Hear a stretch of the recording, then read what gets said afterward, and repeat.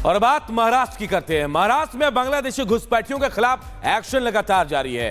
इधर एक्टर सैफ अली खान पर हमला करने के आरोपी का बांग्लादेश कनेक्शन सामने आया, तो वहीं दूसरी तरफ बीजेपी नेता किरीट सोमैया ने एक बड़ा खुलासा किया, जिसके बाद महाराष्ट्र के मुख्यमंत्री देवेंद्र फडणवीस एक्शन मोड में है। उनके एक आदेश के बाद बांग्लादेशी घुसपैठियों पर जबरदस्त प्रहार होने वाला है और अब माना जा रहा है कि बांग्लादेशी घुसपैठियों की खैर नहीं है। कैसे, इस रिपोर्ट के जरिए जानिए।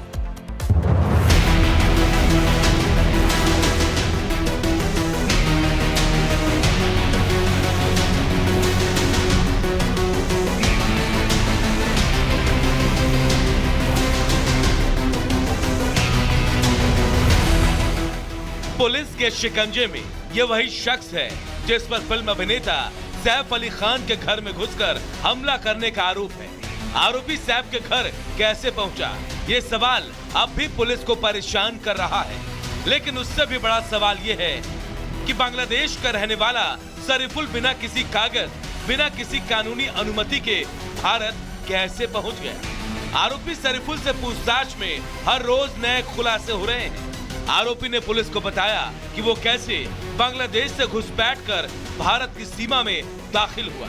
गिरफ्तारी के बाद पुलिस ने आरोपी के बांग्लादेशी कनेक्शन का खुलासा किया, जिसके बाद अब मुंबई समेत पूरे महाराष्ट्र में घुसपैठियों के खिलाफ एक्शन शुरू हो गया है। बांग्लादेशी घुसपैठियों की अब खैर नहीं। जी हां, महाराष्ट्र में बांग्लादेशी घुसपैठियों की अब खैर नहीं होगी। लगातार मिल रही कई शिकायतों के बाद महाराष्ट्र सरकार ने जांच के लिए एसआईटी गठित कर दी है। वहीं महाराष्ट्र सरकार ने देर से जन्म और मृत्यु प्रमाण पत्र जारी करने पर अगले आदेश तक रोक लगा दिया है। दरअसल महाराष्ट्र के बीजेपी नेता किरीट सोमैया ने सीएम फडणवीस को चिट्ठी लिखी थी, जिसमें उन्होंने बताया था कि राज्य में विलंबित जन्म प्रमाण पत्र जारी करने में घोटाला हुआ है। मालेगांव, अमरावती, सिल्लोड़ समेत 20 तहसीलों में भ्रष्ट तरीके से विलंबित जन्म प्रमाण पत्र बांग्लादेशियों और रोहिंग्या मुसलमानों को जारी किया गया है। बांग्लादेशी मुसलमानों का इस्तेमाल वोट जिहाद के लिए होता है। लगातार मिल रही शिकायतों के बाद सीएम फडणवीस एक्शन में नजर आ रहे हैं। उन्होंने महाराष्ट्र से घुसपैठ खत्म करने की मुहिम तेज कर दी है। वहीं किरीट सोमैया ने सीएम के एक्शन पर उनका धन्यवाद जताया।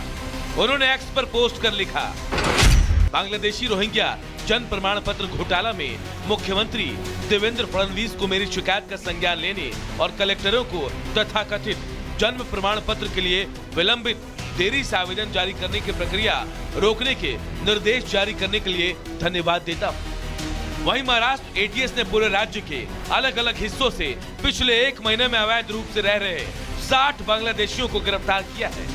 मुंबई, नवी मुंबई और ठाणे में सबसे ज्यादा बांग्लादेशियों को गिरफ्तार किया गया है। पूरे महाराष्ट्र में अवैध रूप से रह रहे बांग्लादेशियों के खिलाफ एटीएस का ऑपरेशन जारी है और अब महाराष्ट्र में घुसपैठियों की खैर नहीं है। Bureau report, Republic Bharat. तो चलिए दर्शकों, अब आगे बढ़ेंगे और बात मध्य प्रदेश के भिंड की करेंगे, जहां से एक सरकारी बाबू की ऐसी तस्वीर सामने आई है जो दर्शकों तस्वीर आप सभी को देखनी चाहिए। दरअसल सरकारी बाबू एक बुजुर्ग महिला पर इतना ज्यादा गुस्सा हो जाता है कि उसे इतना पीटता है कि वो बुजुर्ग महिला जमीन पर बेसुध होकर गिर पड़ती है। पूरी खबर इस रिपोर्ट के जरिए।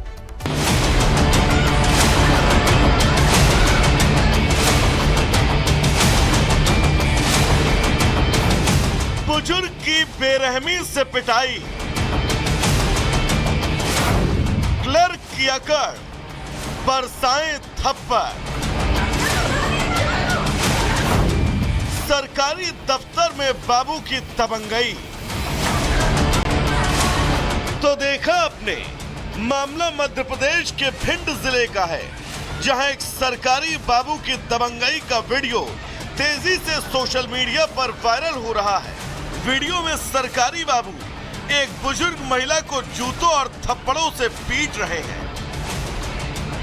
दरअसल बुजुर्ग महिला जमीन का पट्टा बनवाने के लिए भिंड जिले के तहसील कार्यालय गई थी, लेकिन जब उसने पट्टे को ऑनलाइन दर्ज कराने की गुहार लगाई तो आरोपी क्लर्क ने इसकी एवज में रिश्वत की डिमांड कर दी।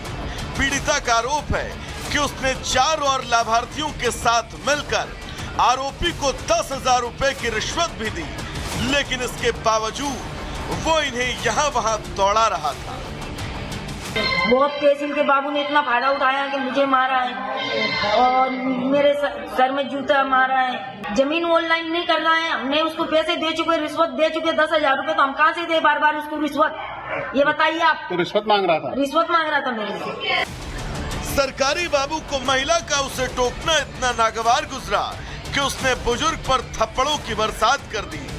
आरोपी इतना भड़का हुआ था कि वो महिला को तब तक पीटता रहा जब तक वो बेहोश होकर जमीन पर न गिर गई। इस दौरान महिला के पति ने भी सरकारी बाबू को रोकने की कोशिश की, लेकिन इसके बावजूद आरोपी नहीं रुका।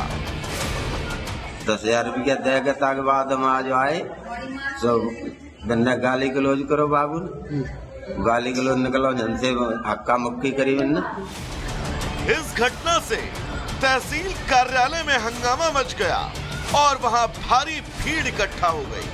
कई लोगों ने मारपीट के वीडियो बनाकर सोशल मीडिया पर वायरल कर दिया।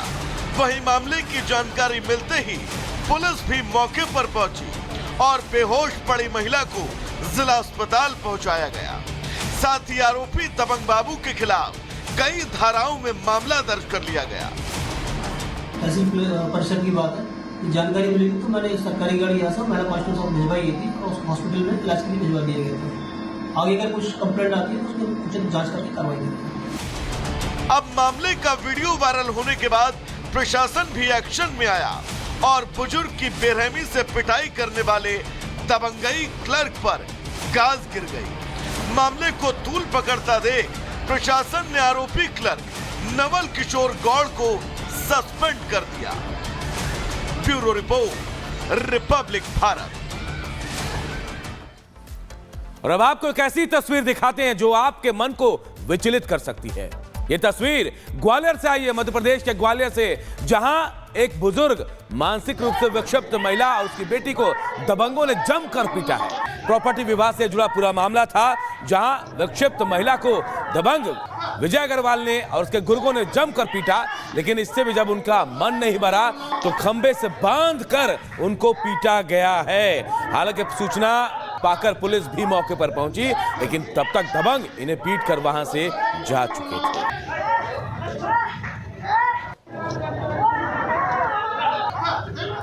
तो चलिए दर्शकों, आगे बढ़ेंगे और बात मध्य प्रदेश की ही एक ऐसी खबर की करेंगे जो खबर वाकई सुनकर दर्शकों आप हैरान हो जाएंगे। आपने तमाम तरह के घोटालों का जिक्र इस देश में लगातार समय समय पर जरूर सुना होगा, लेकिन आज हम आपको एक बर्तन घोटाले का जिक्र और पूरी खबर बताएंगे। क्या है वो खबर, विस्तार से इस रिपोर्ट के जरिए समझिए।